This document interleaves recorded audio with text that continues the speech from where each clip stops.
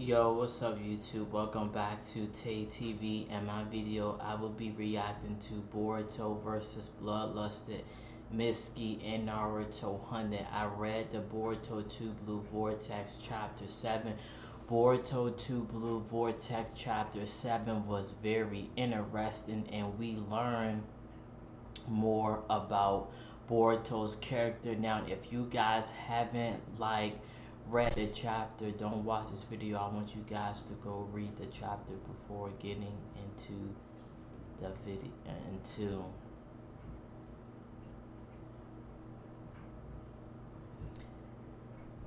into this, but let's get into it.